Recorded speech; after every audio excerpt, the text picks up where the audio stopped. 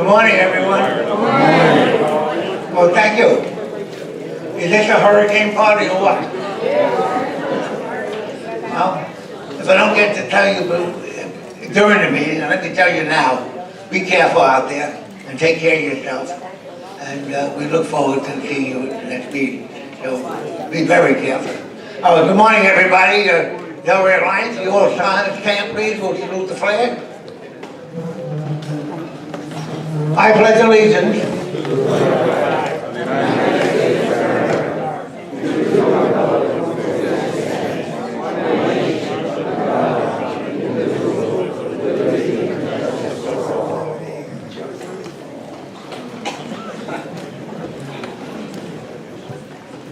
Stan Goodman, come on, introduce our guest.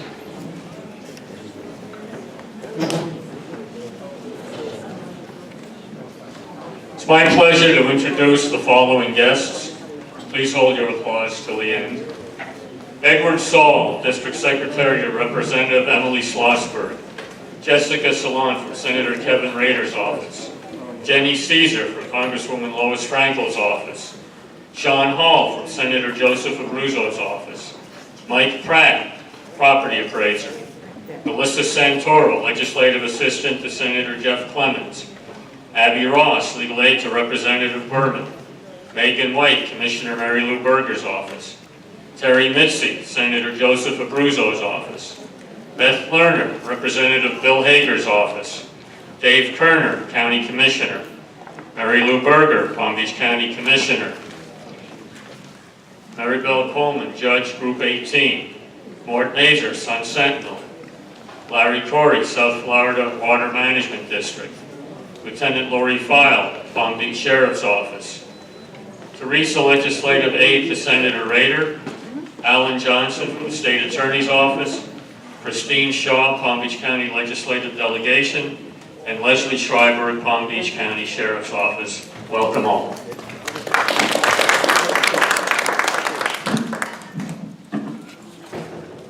Well,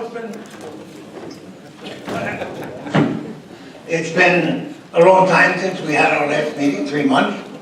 A lot has happened in the Alliance world. And so I'm going to take a couple of minutes here just to give you up to date where we are, what we're doing.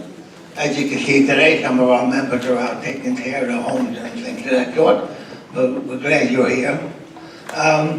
During the summer, we ran a series of events. We ran something fabulous with the mature driving course. We ran a text of that, and we had full up 5 or 6 meetings, and we're getting ready to run that as an adjunct to the Alliance that we'll be able to run it in the community. We hope to be able to do that. We've been working on issues. One of the main issues we've been working on is Atlantic Avenue. So I live right off Atlantic Avenue, many of you do. The traffic and everything in the morning is terrible, bad, worse than terrible. And we didn't see anything happening. We were standing still. We heard nothing was going on up at the county, and so Dr. Laurie and I and the board decided that perhaps it would be advisable for us to see what we can do. And so what we did is we had a meeting with our member Kings Point. They're very much involved in this because they would have to give up some of their frontage and land in order to put a roadway through there. It was always thought that they were against it, but we had a meeting with them and they're not against it. And so based on that, we then went ahead and we reached out to the Lake Worth Drainage District. We had a meeting with them, and you know what? They were not against something happening. And so we went down the line, and we finally had a meeting with all the players from the county and from the state and from the state, which Atlantic Avenue was a state road, and we did all that and whatever, and we kicked it off. Found that they were misjudging it, and we found ways that they perhaps could lower their cost by millions of dollars to do the road, and that's where we left it with them, and now it's in the hands of the state and come back with drawings and suggestions, and we've asked them to, originally they said they would not start the Atlantic Avenue Road before 2022. I told them, well, I'm 90 years old, I want to see that road. Or what's in his room, even if they have to take me out in my wheelchair, I want to see that road. And so we're working on it. We did a lot of work in the aqueduct. We had a manure processing plant that was trying to work into all along Atlantic Avenue. They wanted to go in there, and Laurie was able to challenge them on it, and that is gone. We had a commercial piece of property there that somebody wanted to make commercial property and use it as a body fender place and sort like that. It was mixed in with a bunch of plots there that we were hoping to be residential or businesses of some sort. And we went to the commission and we were able to defeat them with that.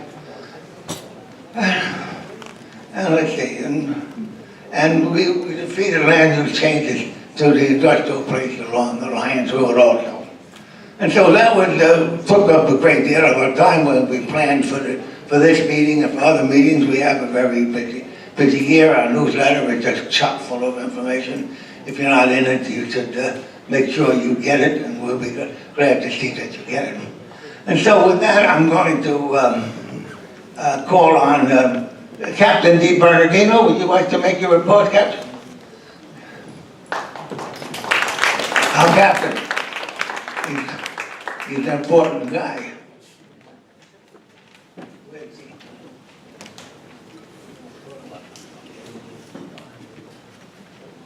Morning, everybody hear me all right? Yes. All right, since our last break, we went over the hurricane stuff. We'll talk about that in a minute at the last meeting, but over the summer, the crime trends, not bad. We were up a little bit in vehicle burglaries, but we were down the same amount in residential burglaries. Vehicle burglaries are up everywhere, so as usual, please lock your doors and keep everything good out of your cars. That's the best way to handle that. You got car insurance if they break a window or something, but you know you can't replace your jewelry, and especially guns. We've had a few guns stolen. People leave them under the seat, and that's just dangerous because we don't know where they're at. So the hurricane stuff, y'all know how to get ready for a storm. We've been over this before. I know you guys are aware of where shelters are and all that stuff. How we handle that is we're going to stage here as close as we can to our community that we serve, okay? All the deputies are going to be on duty, everybody, okay? At a certain time, certain mile per hour, we can't respond. We're not capable of it. We're in cars just like everybody else, so once it gets really bad, we can't be out there. As soon as that thing goes by and it's safe enough, all right, we don't wait for it to be all the way gone, but when it's bearable, we will be out there to help, okay? And we have all the resources available to do that. So rest assured, Sheriff's Office will be there with you. We also stage with our buddies, Palm Beach County Fire Rescue. We're all in with the Emergency Operations Center together. We have representatives there communicating directly with them. We will be working together to make sure that if we get hit significantly with this thing, everybody's as safe as possible, and all search and rescue and all these things are done as efficiently and effectively as possible. So rest assured, we're on top of it. We have a plan. We've been through this before several times, and we'll come through it no matter what. The big thing I want to go over with you all here is before and after the storm. As I'm coming here, I already see the pandemonium, and people are already driving worse, and people are angry and stressed out.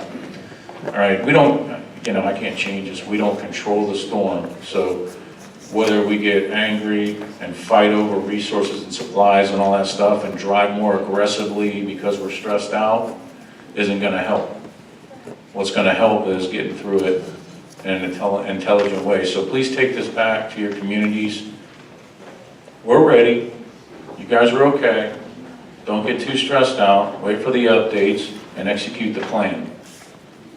Afterwards, we'll do everything we have to recover, okay? On a final note here, because you guys got a lot of stuff to go over today, this will probably be my last Alliance meeting as your captain, because I'm getting transferred to the Narcotics Division to be the captain there. But you're in really good hands, and I want to introduce you to your new captain here. This is going to be Captain Sean Eastman. A little bit about him. Captain Eastman was the XO in District 7, which is the West Boca district just south of here for several years. So he knows everything about the South community. You're not going to skip a beat. He's going to come in here and do just as good a job as I did, if not better.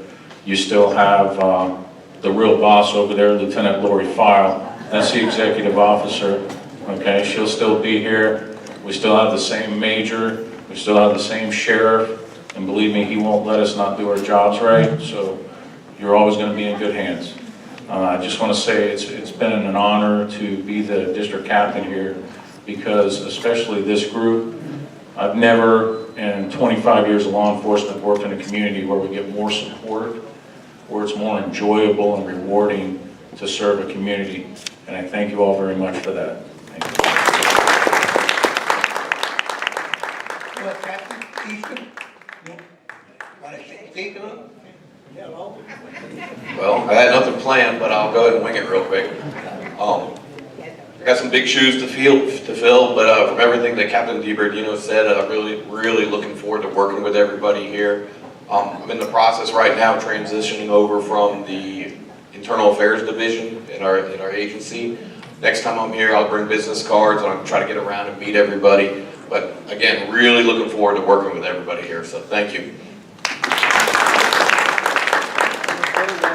As far as Captain DiBernardino, he was the latest in a long list of captains, and every 3 years or 4 years, the sheriff puts it through this. We get a captain, we love him, and they take him someplace else.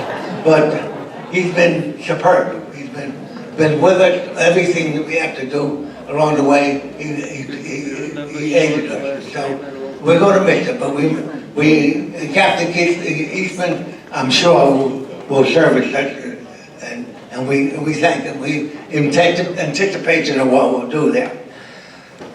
Okay. Let's see. Doug.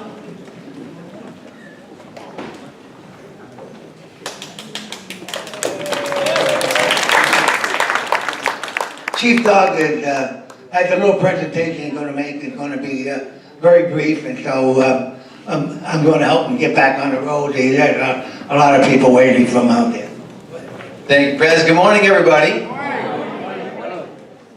I have Chief Kimberly Hude is going to be helping us. She's new in the rank, newly promoted, and we do a lot of leadership when we get a new person in the rank. So she's been traveling through the different battalions. We have a very special part that we do here in the South County. We have these nice large organizations, and we're very organized. So she's been coming along with the Alliance meetings and the COBRA meetings, and we're doing a lot of networking leadership. So this is Chief Kimberly Hude, and I just wanted to put her on the spot. She's going to say hello real quick. Hello. I look forward to being down here in this area and communicating and getting to know you all. And I thank Doug for all his help in coming into the new district chief position. All right, awesome. Now, she's very humble. Now, Chief Kimberly Hude, she's the highest ranking chief officer, female chief officer in Palm Beach County Fire Rescue. It's been over a decade since we've had a female in that high level of rank. So just another round of applause for her. We're very proud of her. So, real quick, we got a lot of things going on. Right after this, we were ramping up the emergency preparedness. So the one thing that we can tell you that we have your back. When you need us, we have your back. We're going to be prepared. What we want you all to do is to take care of yourselves. If you could take care of yourselves and maximize that to the best of your ability and only dial when you need us, then we're going to be there to respond. Okay? That's the most important thing. Now, We don't want you to hesitate, call 911, but the things that you could be doing now, and you already know them, you've done a lot of preparedness, but make sure those medications, go to Walgreens, get your scripts filled. Those are the important things so that you can be self-sustainable. And then we're gonna take care of the rest. Something that we've been working on before the storm, Hurricane Irma was coming down the pike, was that we were working on a customer service video and a presentation. And the Alliance has been helping us, Dr. Lori and President Bob, and I want to have Mike and Katie Adler get up here real quick. Lance Bergowitz from CABCOR, get up here real quick. Guys, they helped us perform a customer service video presentation that we're going to put on your video link. Not today, it's going to be coming in the next week or so.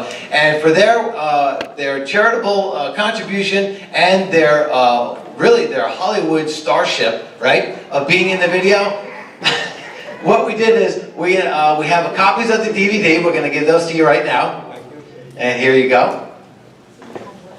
And we also have plaques from the Delray Medical Center. They are sponsoring, I'm not sure if you guys know this, but the hospital, Delray Medical Center, sponsors our Palm Beach County Fire Rescue's Customer Service Initiative. And every time we go the extra mile, we call it the Frequent Flyer Mile Award, Delray Medical Center is right there to recognize that, because the better we treat our patients, the better we're going to be treating their patients when they arrive at the emergency room. So we do want to thank you. This is from the Delray Medical Center, proudly recognizes Mike and Kaylee Adler of Huntington Lakes and Fran and Lance Bergowitz of Tivoli Lakes, August 24th. So thank you very much.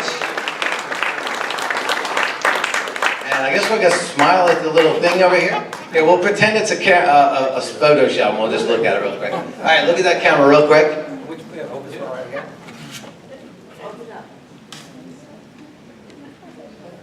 All right, thank you, Alliance. Have a great day.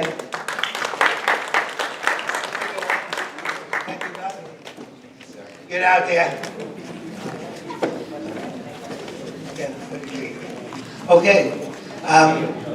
We have a visit. Election Supervisor Susan Butcher, she has something she'd like to say. Come on, Susan.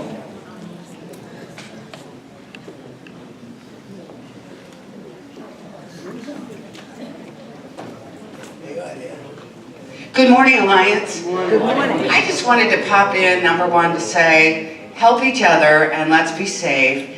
I know that this is a large storm coming at us, but we have a lot of resources in our community, and we're going to have some rounds of discussion with all of the government entities this morning. More than likely, a lot of us will close our offices, send our employees home so that they can kind of hunker down and be safe. But, you know, I wanted to come and tell you about this Russian hacking. You've heard a lot about elections in 2016 and this crazy Russian hacking, and I wanted to assure everybody that our voting machines are not connected to the internet, that we have paper, and there is a best procedures protocol for us, and that is to update our voter file, which we're in the process at the state level doing in October, and to vote on paper, which 14 states still don't. And to have a post-election audit where we randomly choose precincts and we hand count ballots and we compare the totals to the totals that we reported from the machines on election night. Each one of our iPads is encrypted and the download is done individually on each iPad. They would have to pick off every iPad at every location, and we have 3,500. And that is just about an impossibility. So I want to assure you that we are behind the county's firewall. We've included additional filters and safety measures. We have people measures in place, and we are not affiliated with the contractor that was hacked in the state of Florida. They did get into databases, probably in Durham, North Carolina, in Illinois, and in Arizona, and they deleted some of the voters. We have safeguards to prevent against that. We have redundancy so we could take out that iPad and replace it with a new download. And so I just want everybody to be assured that there's a lot of noise about election hacking. None of the votes were changed whatsoever.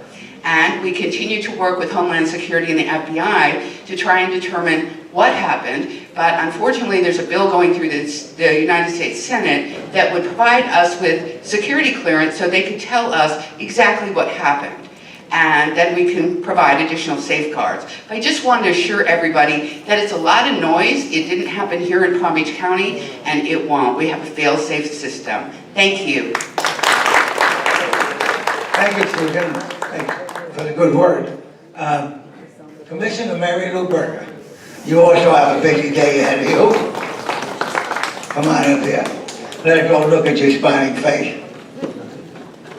Here you go, Commissioner. Thank you, Mr. Bob. Good morning, everyone. Good morning. One more time, good morning, everyone. Good morning. Okay, so I want to start out by having everybody sit up straight. I see you're leaning over here. Sit up straight. Everybody take a deep breath. One more time. Okay, we're calm, we're cool, we're collected, we're not worried, we know the drill, everything is good. I also want to tell you that the Emergency Operations Center, the county's Emergency Operations Center, I was there yesterday. They have a skeleton crew there so far, but I did sit in on one of the phone calls with Miami, the Hurricane Center down in Miami, and we will be bringing in employees starting tomorrow morning. We have a small crew coming in the morning, and then at 7 o'clock at night, we will be fully staffed. Everything is there, everything is ready, and we are here to help you. The phone lines are open and are being answered, and Megan and I will be able to give you the number as you go out the door, because I know a lot of you don't have pens and pencils with you. But if you do, the number there is 561-712-6400. 561-712-6400. But we're going to go back and madly write it on little pieces of paper and give them to you on your way out. Right, Megan? Oh, she thinks it might be on the handout that she gave you. Is that number on there? Does everybody have one of those? If you don't have one, we'll have some in the back on your way out. Yeah. So that's about all I have to say, because I am busy taking care of not only my condo at Kings Point, but also the house I own in West Palm Beach. So be alert, be safe, stay safe. If you need us, call the number that I just said, that's also on the paper, and we are there for you. If you need shelter, if you have loved ones that need special needs, the fairgrounds are open, but you have to pre-register to get in there. The schools are closing tomorrow and Friday, so that those schools that will be shelters can be prepared to receive people. So everybody's doing the job that they need to do. We are here for you. Don't be afraid. We've been through this before, and I'll see you on the other side of the storm. Thank you. Thank you, Commissioner. We have an old friend that's attending here, Wendy. Everybody say hello to Wendy. Hey, Wendy, we met you, Wendy. And we have another old friend in the audience, a name you may or may not be familiar with, but he's been a good friend of the Alliance, Mike Edmondson. Say hello to Mike. He's been with us since the very beginning. Okay, let's see where we're at here. You know what? I think it's time that I turn this meeting over to Dr. Lori Villigor. She had to introduce our other guest. The sponsor, okay. Excuse me.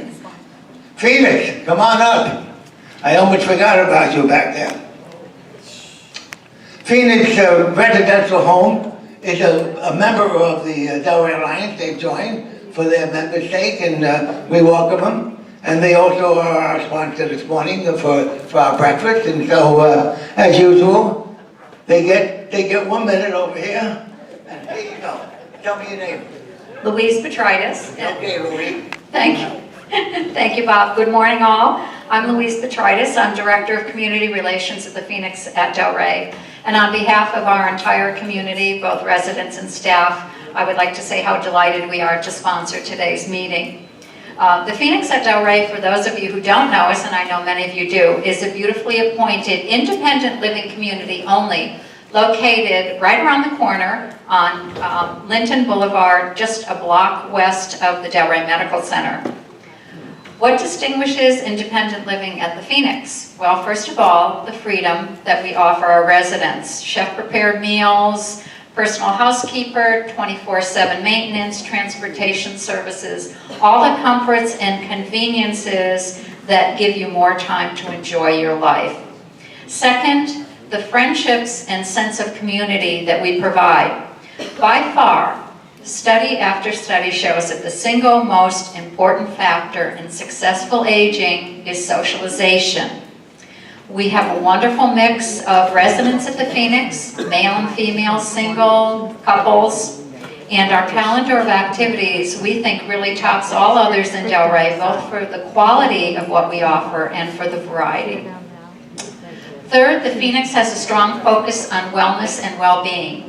Our culture strives to enrich our residents' quality of life by promoting their physical, mental, emotional, and spiritual health. One aspect of that, an important aspect, is our fitness program, which stresses strength and balance to support mobility and self-sufficiency. A fourth quality that differentiates the Phoenix is our engagement with the community. We love to partner with our neighbors and friends, such as the Delray Community Wellness Center, places of worship, the Delray Medical Center, the library in Delray, and health care associations to bring educational programs and events to our residents and the public at large. And finally, what makes the Phoenix different from other independent living communities is the way we look and feel. We look more like a boutique hotel than your typical senior community. Our decor is contemporary, colorful, and tastefully chic, from our skylit lobby and lively bistro to our salon and spa, and our exercise room with its steam baths and fitness on-demand programs. I invite you all to come and visit us and see for yourself. Please stop by our table in the back for a visit to learn more about us and get more information. I also invite you to get involved with our next big event, which is on October 12th, Thursday, which is Arthritis Awareness Day. And we're going to be having a walk at our community, a mini walk before the big walk on December 2nd in Lake Worth. And you'll also have a chance to enter our Crack the Code contest that we're doing with Legends Radio, where you have a chance to win $100,000 in cash. So if you'd like to learn more about that, please see me. Thank you very much. Thank you very much. Well, going back to where I ended off, Dr. Laurie Vinegar will introduce the speaker panel. All right, Laurie, come on. President Bob, wow, membership, great to see you all here today. Just one thing, there's a little bracelet here that somebody left. Could somebody take that? If this is yours, you can come up and get it. Okay. Oh, I wasn't ready. Just to add a little something to what Bob said about the development that we deal with. It's like 1/10 of what the Alliance does. We do so many other things for the community. You could see from these papers there.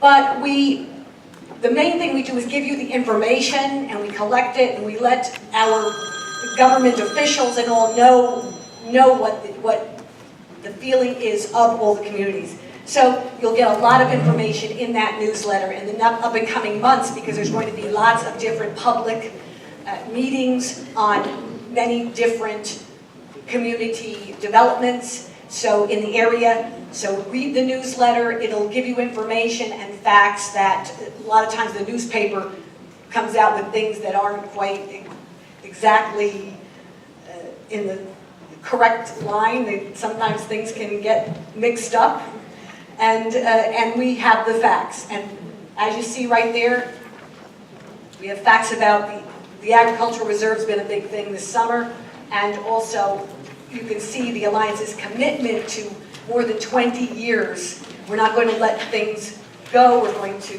make sure our Board of County Commissioners all know what the people are thinking and what is happening in the communities. And one major issue we have, it's got to be on top of everything, and that is traffic.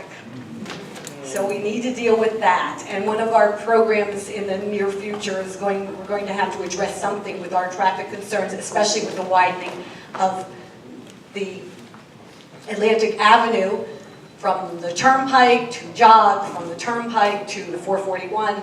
That really is something that needs to be addressed if anything's going to work anywhere. And we've got some big projects along Atlantic Avenue east of the Turnpike right now that are happening, and you'll receive our letter, in the next newsletter you'll receive our letter to the Metropolitan Planning Organization, telling them what the issue that we have, that we can't wait till 2022 to see this start to happen.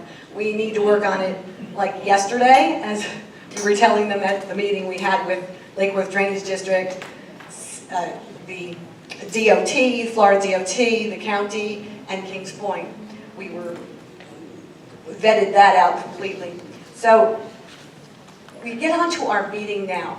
Can we please have our panelists up here? And as our panelists come up here, our elected officials and special dignitaries from the county and the state attorney's office, we're going to hear all about our legislative issues. Can you please, you can all come up now.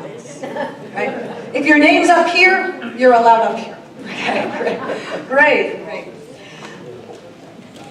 We're going to, only in the beginning here, we're going to time, because we need to run meetings. Remember, I'm the Toastmaster, right? Toastmaster, and some things need to be timed. The first thing we're going to do is allow each speaker to speak for 5 minutes each on the issues, the legislative issues that are concerned that they handle and all. So we have timing lights, and we were going to start out with from your left to right here. So we'll start out now. The timing lights are right in front, and at 5 minutes, the green light will stay on until 4.5 minutes, correct? Then the yellow light, and then at 5 minutes, the red light goes on, and then you start to wrap up. That's 5 minutes each. And then after that, people can address each other for things that they might want to comment on from the other panelists. And then we'll have questions from the audience. And we need to keep that organized and all. So we have these cards. So please write your name and your association. Our delegates can ask questions, and we'll ask the speakers, and then they'll be collected. So we have, I'll introduce each speaker. We've got Dave Arenberg, our state attorney. And yes, give him a big round of applause. That's okay, we can applaud. Alan Johnson, the deputy state attorney, and working with the Sober Home Task Force. That's a lot of legislation this year has to do with that. Our representative, Joe Abruzzo. And we all know him. He's helped us for so many years, and he was Senator Abruzzo. Now he's representing us right in our area here, and we really welcome him. And Lori Berman, wow, we've known her for years. She stayed in touch with the Alliance, even though we're not quite in her area, but she has so much value she's brought to the state legislature on our behalf. And we have Emily Schlossberg. She's done terrific work with her senior advisory council and with the issues that we have with the texting issue, and we'll be hearing, I'm sure, about that. And Rebecca Della Rosa, we knew her when she was just starting. She represents the county in legislative affairs. So we'll start out with Dave Arenberg. Go ahead. Well, good morning, Alliance. How are you? Thank you for being here, despite everything that's going on. I'm Dave Arenberg, State Attorney, joined by Al Johnson, Chief Assistant State Attorney. And Al Johnson was known as the guy who went after John Goodman, the Wellington polo magnate who ran through the stop sign and killed the young man, Scott Wilson. He got a conviction despite the fact that the lawyers on the other side made more money, millions of dollars, on that one case than Al and his co-counsel will make in their entire lifetimes. So again, that's the price of public service, but it is to do justice. But now Al and I have been working as a major priority on shutting down the sober homes that have contributed to the record number of opioid deaths in our community. That includes the fraud and abuse in the drug treatment community. Now, there were two different things. Now, Dr. Lori, do you want us to speak about the sober home legislation that passed? and in touch with... Whatever you like Okay. to do, what we've done in the past, what we're working on in the future. Two things that we'll discuss, that I'll discuss, and I'll turn it to Al. First, want to mention about what we did in this past session to help alleviate the suffering when it comes to the opioid crisis and the fraud and abuse in the drug treatment industry. What we found is something called the Florida Shuffle. We were featured on Megyn Kelly's TV show on this subject, called the Florida Shuffle, where young men and women are lured down to South Florida from other states under the pretense of getting good rehabilitation, into rehab. And they're lured down here with free plane tickets, with other benefits and gifts that are all illegal, and when they come down here, they get sent to inpatient rehab, and insurance pays for it. And if they don't have insurance, they can sign up for the Affordable Care Act exchanges, so they will get insurance. So there's this new pot of money out there that's available to all these individuals in recovery who come down here and they go into recovery, and then it's a cycle of relapse instead of a cycle of recovery, because the money is too great. The money favors relapse. The money is not in sobriety. The money is in more treatments, more testing, more relapses.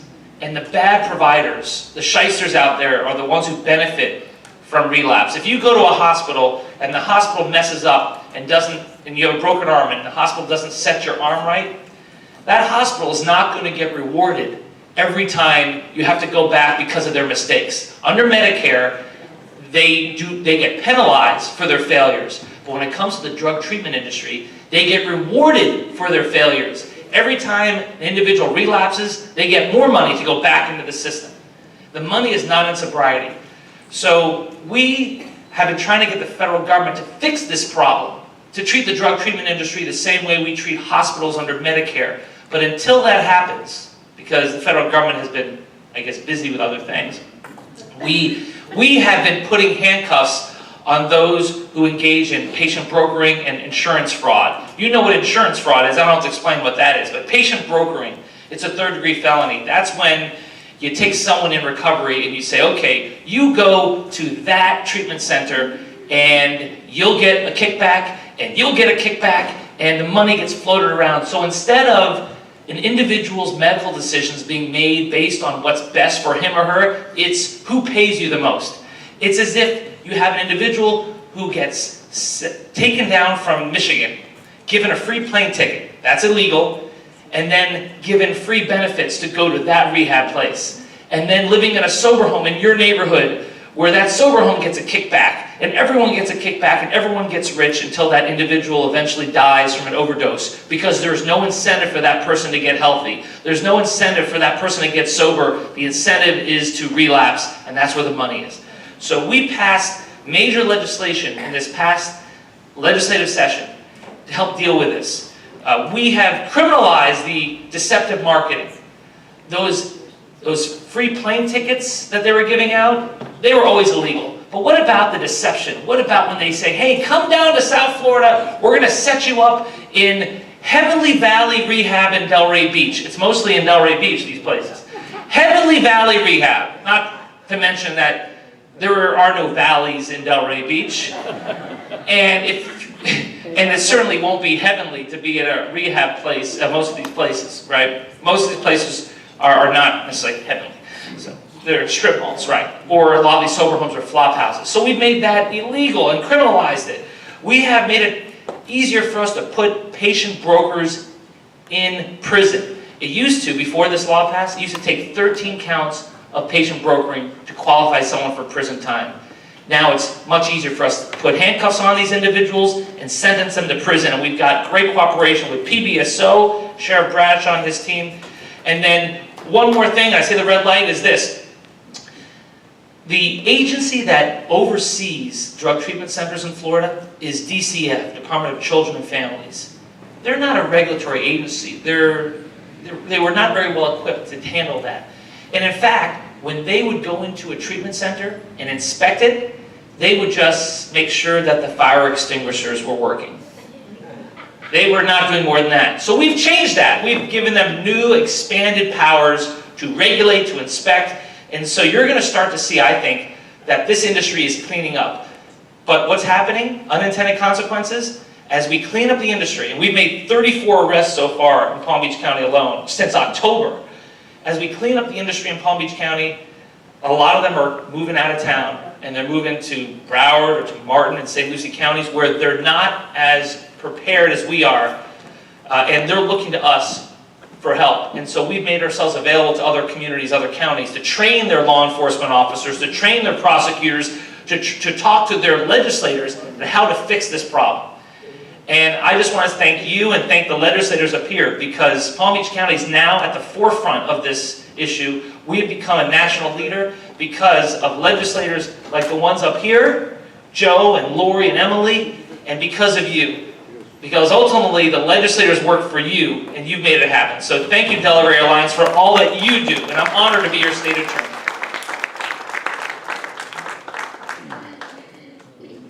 Thank you, Dave. Hi, everybody. Hi.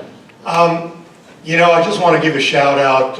You know, Dave's a former senator, state senator. We have Joe Abruzzo, Emily, Rebecca from the county, and I saw them all do their magic in Tallahassee. It was no mean feat to get this legislation through. It was literally the 11th and a half hour when finally the Senate voted and passed unanimously, but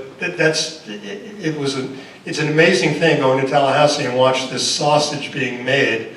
But it really, the hard work of the folks at the table here, it was an amazing sight to see. Just want to put a fine point on what Dave was saying. I'm not going to take my entire however many minutes there are. But what we were faced with last year was a mess, an incredible mess. We had 596 opioid-related deaths in Palm Beach County alone in 2016.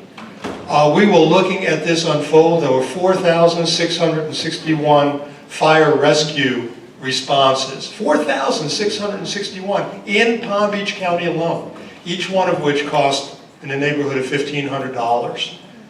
Millions and millions of dollars putting a tourniquet on this incredible problem.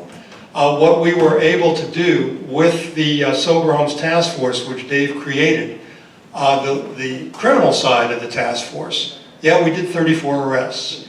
But, you know, we're prosecutors. I've been a prosecutor for decades. And all I can tell you is we cannot prosecute our way out of this problem. We need tough laws. We need to be able to regulate. And we need to have some common sense buy-in from insurance companies, so that we end the fraud and we motivate the industry and the insurance industry to create an atmosphere of recovery. You know, none of this short-term, in and out recycling. We have to have a long-term, because how many of you have had friends, families, children, grandchildren who have had problems with opioids? You know, there are some hands that went up. We were at we were speaking at a function the other day at FAU. Every single hand went up. It was a younger generation. But this is one of the crises of our times. We have an entire generation that's succumbing. It's almost like a war when you look at the numbers nationally. I just read that the New York Times reported 64,000 opioid-related deaths in 2016 in the United States. 64,000, more than the deaths in all of the Vietnam War. So we're attacking this problem in terms of not only law enforcement, but we have perspective. Last year was the bandage, okay? The tourniquet, the bandage. This year we're going to try to make the system better. We're going to use the new rules that that DCF is going to put in place this fall, which makes them more like ACA. You know, these places will have more oversight. Bad actors will be fined with $1,500 per incident. And also the law enforcement aspect is still there looming. And one of the things that we're trying to do in this legislative session is to try to solidify some of the good things that we did in 2017, such as, instead of making sober homes certification voluntary, we want to make it mandatory. You know, if there are people who are in intensive forms of treatment, they need to be protected within these homes. And right now, there's a voluntary certification, but we need to make it mandatory. We're going to work with DCF. We're going to introduce legislation. We're also going to try to get the insurance company to do a lower level but longer term recovery in terms of coverage. Statistics show that it takes a year. It takes a year before your recovery outlook is good. The numbers are terrible for the first 12 months. After that, they increase dramatically. So let's have a longer term system where we have treatment for a longer term. And with that, my time is up. Said I wasn't going to take my full time, but of course I did. I thank you for listening. Good morning, Delray Alliance. You know, while we are on the topic, I cannot say enough about always Senator Dave Ehrenberg and Al Johnson, who heads up that specific issue as you hear in his office. You know, Al was right in one regard. You know, thank God we had a overwhelming support, probably unanimous vote in both chambers to pass the legislation. But Al was correct that it was a close call. And I go back, believe it or not, I can't believe I'm going into my 10th legislative session, but in my first legislative session, Senator Ehrenberg came to me and educated me on the pill mill issue. And we were able to pass the very first pill mill bill to start eradicating the pill mills back in 2008. But it was like old times because Dave still has Senate floor privileges, and I still have Senate floor privileges. So when it looked like there was a very good possibility this bill was not going to come up, we got to go over and advocate on behalf of Palm Beach County and the state of Florida to try to get that bill up and passed, and we did. And if it wasn't for those efforts and that ability, he's not just our state attorney, he advocates and changes policy throughout the state. And Dave, I had to give you that shout out because it's important for people to know that. And while we're on that topic, one of the bills that I am looking forward to filing this year, and I'm discussing it with Republican leadership as we speak. Again, way back when I first got elected, and for many, many years, we had a drug czar here in the state of Florida. There was an Office of Drug Control, which was overseen by the governor, that have a staff that help coordinate all the law enforcement and first responders throughout the state. There's a figurehead, if you will, to tackle all the drug problems. And being in Florida, which we have historically been the gateway of drugs through the 80s, and then the pill mills, and now what we're seeing with heroin and so forth, how do you not have a drug czar? So the legislature, I was one of the very few that voted against it in 2010, removed the drug czar and his staff from the state of Florida. And I think it's instrumental that we get a drug czar back, that we get an Office of Drug Control back, and somebody to spearhead and lead the state in that regard. I already had a discussion with the speaker, and as I said, I'm going to be speaking for legislative leadership. I've been around long enough to know that I have to build this coalition of support from the majority party, or it's kind of DOA, dead on arrival. So you're going to see me advocating for that and pushing that very hard this legislative session.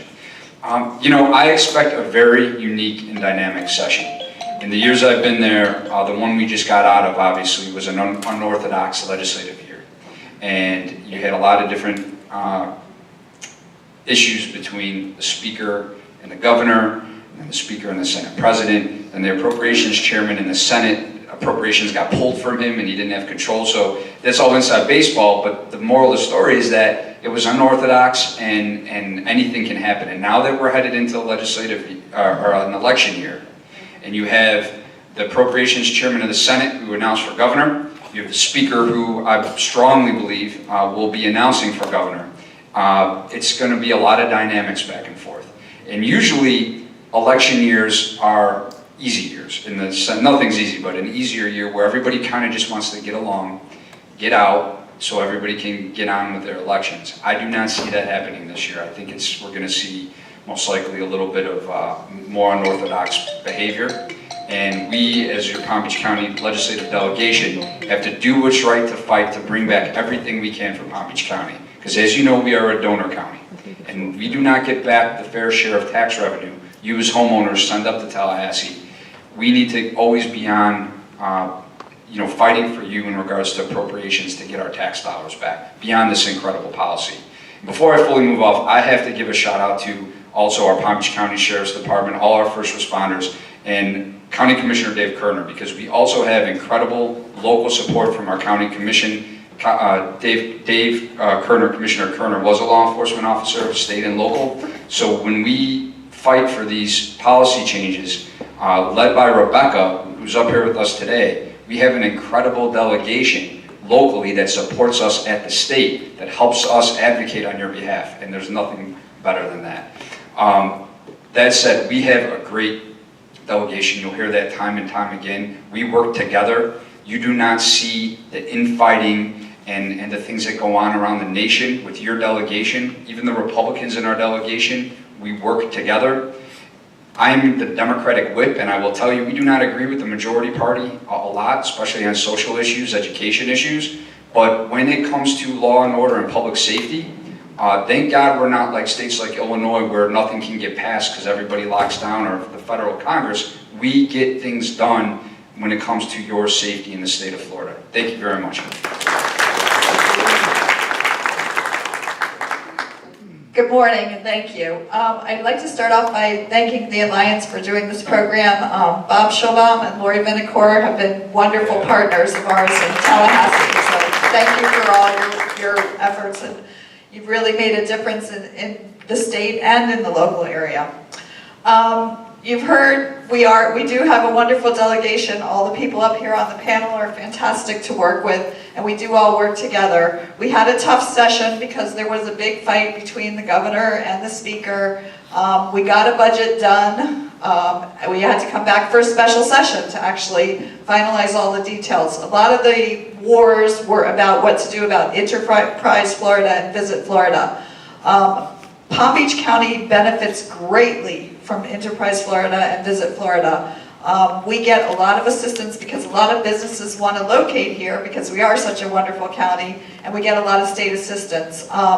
So in the end, we all wanted transparency, and we want to make sure that those agencies are functioning in the manner that they're supposed to, not giving $1 million contracts to Pitbull quietly. So in the end, we all agreed to fund Visit Florida and to fund Enterprise Florida, and we got a budget done, which was about $82 billion. So I want to do a little bit about the good news, the bad news, and the ugly news.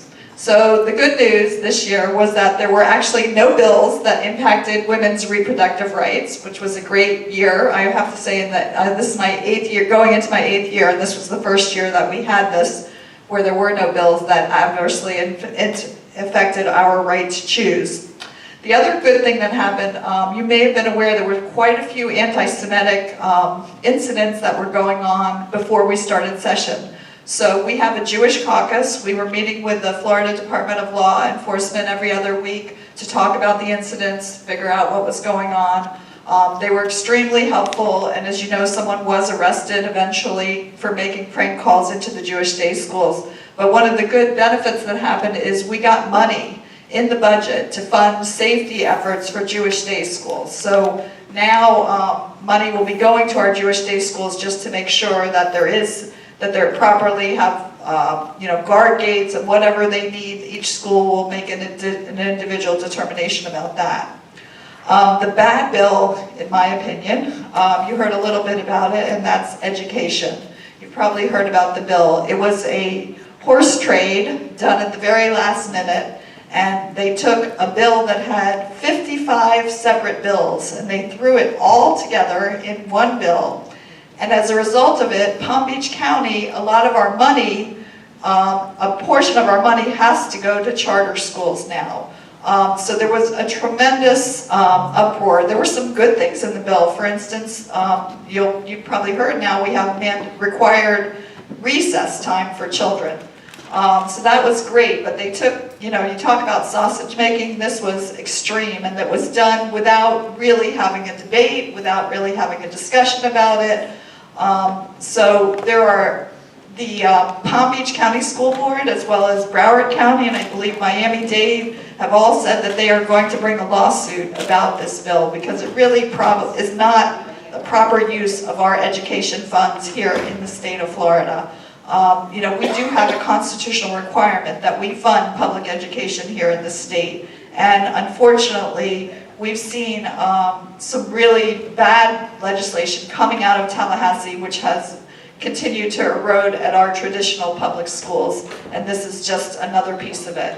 And then I just want to tell you a little bit about the ugly bill. In my view, an ugly bill is a bill that's unconstitutional. We are charged with not passing unconstitutional legislation, but despite that, we have a history, and there's been quite a few lawsuits in the 7 years that I've been there, and pretty much every lawsuit has prevailed. So we do pass legislation sometimes, unfortunately, which is unconstitutional. And this year there was a bill for school prayer, and it calls for mandatory school prayer. At different sessions, a student can get up, it has to be student-led, a student can get up and say whatever they want to say. There are some things about teachers also. We worked very hard with the Anti-Defamation League. We tried to make this bill so that it was palatable. We got it in really good shape, and at the very end, they went back to the original version of the bill, which was very unpalatable. So I think you will see a lawsuit about this bill, but we'll see what happens. So I see my yellow light is on, my red is on, so that's perfect. So thank you for having the opportunity. Please stay safe, all of you, and do whatever we need to do to stay safe. Thank you. I want to start off by saying it's been a pleasure working with Dave, who's been a champion for the sober homes legislation. I'm lucky enough to sit on Children, Family, and Seniors, and phenomenal job. Without him, I don't know what we have been. And at Senator Abruzzo, a veterans champion, excellent. And Lori Berman, our women's rights. So it's been a pleasure serving with all of you. Last session, my priority bill was to make texting while driving a primary offense in the state of Florida. Florida is only one of 4 states in the nation that make it a secondary offense, meaning officers cannot pull over a driver they see texting on the roads. The #1 cause of death of teenagers is traffic crashes. And in the state of Florida, you can go out on the roads and you see everybody texting while driving. So last session in the House, we didn't get a hearing. However, this upcoming session, I decided, I'm not just going to file legislation, I'm going to go work it actively across the state. So I wrote a letter to every single county commissioner in the state of Florida, asking them if they would approve a resolution urging the legislature to adopt primary enforcement of texting while driving. And the advantages of this was, 1, it gives the opportunity to get onto an agenda at every county in the state. And #2, it allows people, the residents of that county, to weigh in on the issue, and the local officials, to allow everybody to weigh in. So as a result, we've traveled probably to like 22 of the 67 counties and have been very successful in getting these resolutions passed. So I plan to bring these resolutions and dump them on the chair of a transportation committee's desk and saying, give us a hearing, because this is something that most of the state of Florida is asking for. And there's just, it's hard to find an argument against it. I mean, there was one commissioner in Brevard County, and he's like, well, I don't want the government in my car telling me what to do in my car. I have a liberty interest. It's my liberty. I don't want it to be. And you know what? I said to him, look, you don't have the liberty to drink and drive. You don't have the liberty to text and drive, because you are going to kill somebody. That is dangerous behavior. And you don't have that liberty to text and drive. It's dangerous. So I'm looking forward to this upcoming session and getting a lot of support from the entire state and letting them know that, I'm not going to stop. We're not going to stop. We're going to work really hard on this.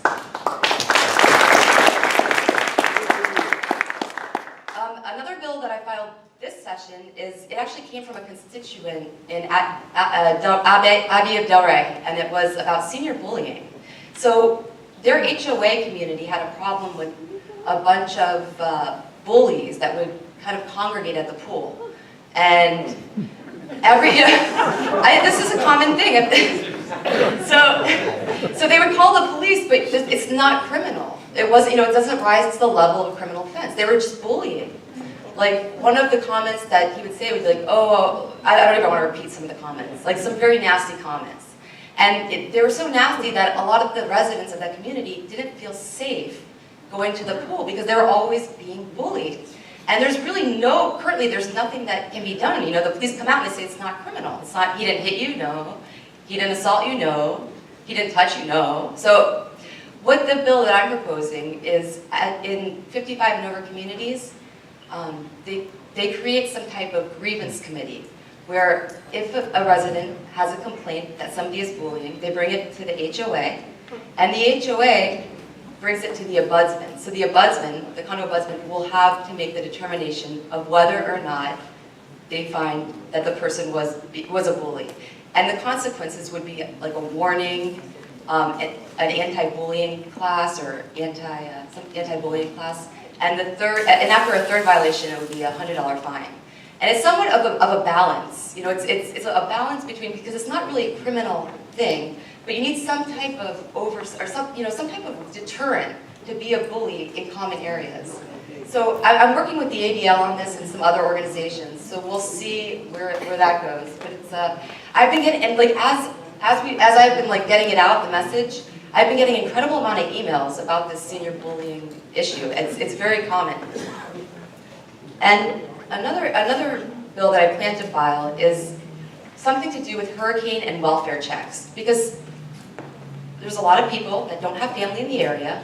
They don't, there's nobody that would come and check on them in the event of a hurricane. So what it is a system where you dial in a phone number and you're telling them, in the event of a hurricane, I would like somebody to come out and provide a welfare check. Come to my house, knock on my door to make sure we're okay. So that's something that I plan on filing this session. And I just want to say, the reason I've been really preoccupied, I'm sorry if you saw me walking around, is because I've been organizing 20,000 pounds of water from Tennessee to get over to South Florida as soon as possible, because District 91, we are going to have water for our people. So there's my staff right there, Denise and Angel. Say hello. We're working to get water for you. And okay, also, one more thing. I'm going to have them pass out our newsletters, which has all the emergency contacts that are important. And one really interesting number to call is the price gouging hotline. So if you see somebody that's price gouging, because we do hear that this is happening, please call this number. And Angel, you'll start passing out the phone numbers for everybody, okay? All right. Well, thank you. Oh.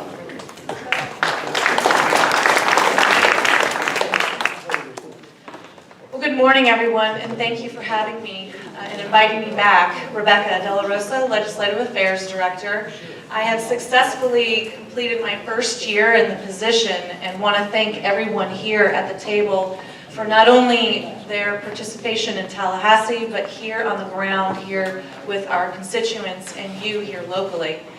So thank you, Lori. Thank you to Delray Alliance for the invitation. I couldn't have said it better than the group here today when we start to discuss specific issues like sober homes, like texting while driving.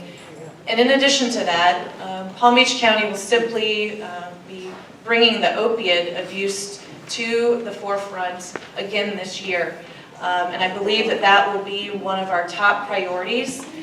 We were able to bring our state legislative agenda in front of the Board of Commissioners last Tuesday. We have received conceptual approval for that state agenda, and we have that posted on our website. We're going to continue to keep our website up to date with the information that you can access on a regular basis, not only during committee weeks, but also during session. So thank you again for continuing to reach out to us. Because I have received so many different calls from our seniors communities, I have worked with the Public Relations Department within the county to create a seniors page to make the access to contact and resources much more easier.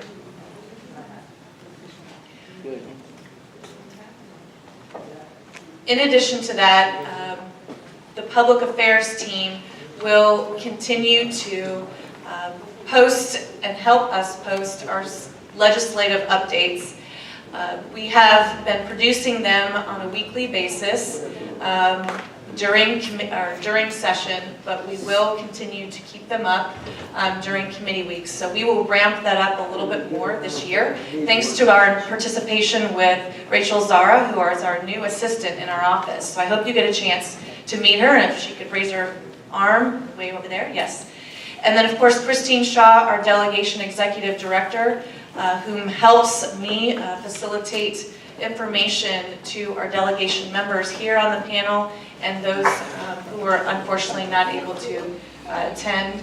But in addition to that, it's mostly important for us, again, I want to emphasize public safety. So emphasizing on our public safety, it is important for me to continue to mention, I know Commissioner Berger mentioned it earlier, that we all need to stay calm and stay safe and have a plan in order. I have I have two offices in the EOC for our delegation members as well as our congressional members to come and participate in the information that's being facilitated by the EOC. In addition to that, I also have a desk that sits next to the Army Corps as well as the military. Thankfully, I have been able to participate in many of the conversations leading up to any rise in the water at Lake Okeechobee, as well as any interest in flooding, the shelters. And so that information will also be disseminated with the help of Christine Shaw to the delegation members to ensure that the whole county is informed of the latest information that we have available. So thank you again for continuing to participate in the advocacy, not only in your community, but to help keep your constituents and your neighbors safe. I am here available at any time. I know I've passed my cell number out to many of you and happy to provide you with additional information, not only for Christine Shaw in the delegation office, but also for Rachel Zara. Rachel Zara is our chief aide, as I mentioned earlier, and she will be available not only through committee weeks, but also through session. I hope that each one of you will participate in Palm Beach County Day. I know that we have a save the date out there now for January 9th, so we look forward to your participation. First and foremost, I just want to encourage each one of you to reach out to your delegation offices. Once you relay your concerns or your interests to your delegation member, those are quickly passed to the county so that we can help advocate for you and we can be an advocate for you in Tallahassee. So thank you again for participating and being the best advocate you can be. Oftentimes I'm asked, and I've just gotten a red light, oftentimes I'm asked by organizations, what is the best way I can advocate? And my best message to you is to continue to be consistent as you have been and participate as well as follow up. So after Palm Beach County Day and after you meet with your legislator, please continue to follow up. Thank you again for welcoming with open arms. Thank you. And I just want to say one thing. I mean, in Tallahassee, Rebecca, you have been phenomenal, working hard for all of Palm Beach County's priorities. So I have to say thank you so much, and to Christine Shaw and Rachel. I mean, we have a fabulous delegation team. So thank you guys, honestly. Thank you, and whatever you send out weekly, those legislative updates, we send them out on our email, they go on our website, and it's very, very valuable. Just a few things will allow people to respond to each other on this board. If you want to say anything, comments back, and that's great, no problem. Just a few things. We're being live streamed here, okay? And we're on YouTube right now, and we're on Facebook right now. So that is something that you can also go back to later to review. The other thing, Beth Lerner from Representative Bill Hager's office is here. I know that Representative Hager does a lot of work in legislation with the issues of the sober homes and all. And thank you, and she's here in case anybody has any questions after. He couldn't make it, he had to be in court today. And thank you all for attending, because I know this is a hurricane issue here today. I see some had to leave to get some phone calls. Would anybody like to respond to each other? You have any additional comments to make, State Attorney? Sure, thank you. And I would like to thank Representative Hager and Senator Jeff Clemens, who are the ones who sponsored our important sober home legislative bill. So thank you to them. Just to add to what was said about the emergency declaration, and thank you, Emily, for mentioning that. And I neglected to mention Rebecca has been so helpful with everything. Thank you, Rebecca.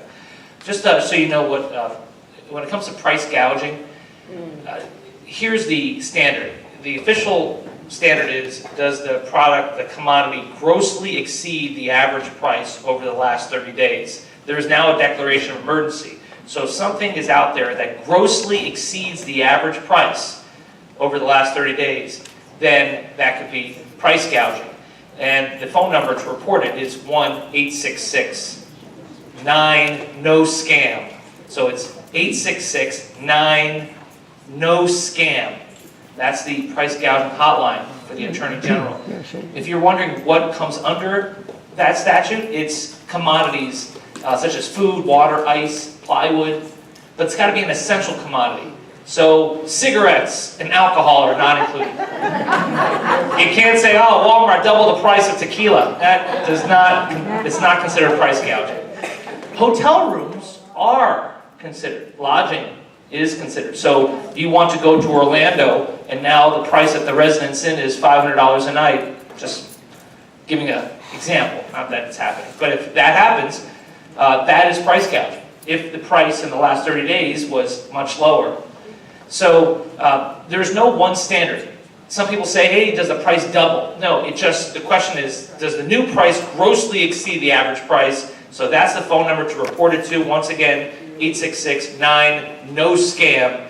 And there's also one other law that's in effect now that there's an emergency declaration, and that's an anti-looting law. When I was in the state Senate, I sponsored this bill. This makes it an enhanced penalty if a theft occurs during a time of emergency. So if someone is messing around with your property because of the storm, that's an enhanced penalty, and that person, if convicted, will get a greater, harsher sentence. So that's just some legislative or legal update for you. Thank you, and I could burn down to you. And Representative Schlossberg has an extra little thing to say about. And also because of the declaration of emergency, you can currently go to your pharmacy, and if you have a refill, even if it's not time, they can give you the next month's worth of prescriptions. So go to the pharmacy and stock up.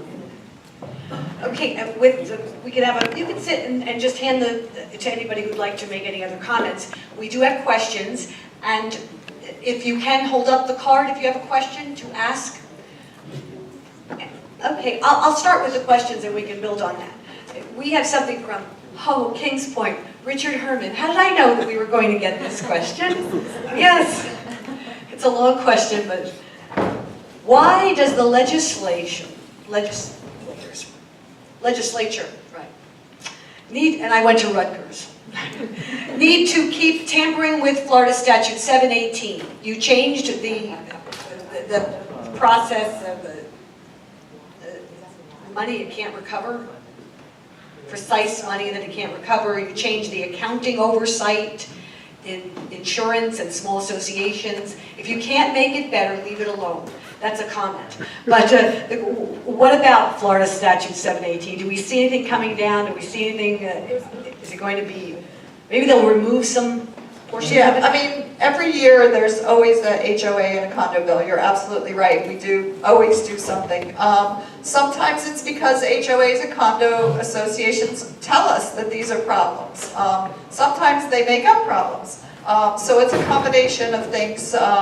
You know, we are up there, I will tell you that I think all of us on this panel, when we're up there, when I see an HOA or a condo bill, I immediately call Delray Alliance, we call Cobra, and we find out, you know, how is this going to impact our homeowners and our condominium owners, and we fight to make sure that it's not going to impact you in an adverse manner. But this is something that I think you're going to continue to see bills that are on HOAs and condominiums. And sometimes they're good for the homeowners and sometimes they're not. You know, it just depends who's bringing the legislation forward. Any other comments on that? Well, there's different, there's different rules that apply to HOA and then to condos. And so this past session, I mean, they did a great overhaul over certain things, like especially conflicts between an attorney representing the board of directors, and you know, they now created a conflict between one attorney can't represent the board of directors and the association. So, but I'm not really sure what you know, what you're actually referring to, Mr. Herman. I think the issue is that it's so long, 718, there's so much in there. And sometimes one size doesn't fit all for condos. And that's basically the problem. So then that will cause issues where then you always really have to go to your attorney. And then when you go to the attorney, there's different, that's right, different answers. So it is long. What can you do? Try to not harm it so much this year, please. Okay, that's the suggestion. We have something for the prosecutor's office. Will DCF supervise any transfer for further treatment to another facility to discourage patient brokering? Can you pass that to us?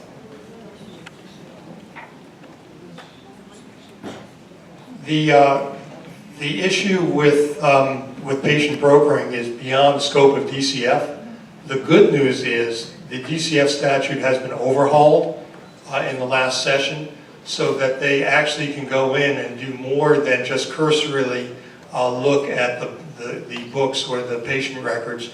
Now they can identify any of the any violations, and they can significantly fine them. They can go in unannounced. One of the problems is if you know somebody's coming, you know, you can clean up the kitchen pretty well, right? But if you don't know they're coming, that kitchen could have dishes piled to the ceiling. And so that, what DCF cannot do is it can't control business, the business side of the industry. And for that to happen, there has to be good systems in place so that patient brokering is discouraged by having certified residences for the outpatient treatment. That's not going to be DCF's job, but there's a group called FAR, Florida Association of Recovery Residences, that is very active and has great rules. They're national standards. And those certified recovery residences are not flop as they can't be. They are actually well run, and you know what? When you have a sober home that's well run in your community, you don't even know it's there. They have good neighbor policies, the lawns are always manicured, there's no parties, there's no loud noise. These flop houses, that we have to get rid of. DCF can't do that because they don't regulate housing. We can through law enforcement, and we can through the legislature to require that if you're going to have a house and get the local government to allow that house to be there, with multiple unrelated adults, then that house has to be certified. It has to be a well-run house with an administrator that oversees the house. Thank you. And just one thing, this is the association, any association website rules that we see coming in for chapter 718 or 720 for this legislative session, nothing about how to handle association websites and all. Okay, so we'll work on that with our community. Any other comments to wrap up? You know what, we're going to give this to Representative Joe Abruzzo to give our wrap up. Well, it has been a true pleasure. One of the most unique thing about Delray Alliance, and I see, thank you for letting Cobra attend your meetings as well. Those who represent Western Palm Beach County, we do not have local municipalities. You are our leadership to the communities. You are the ones that set the agenda. You're the ones that we go up and fight on behalf of. So being our unofficial local government, thank you for what you do. It is a true pleasure to serve west of the Turnpike and look forward to going into this legislative session and coming back with some great news to share. Thank you from everybody. Thank you. Everybody be safe. Be very safe. If we have a mandatory evacuation, if that happens, please take it seriously. Thank you.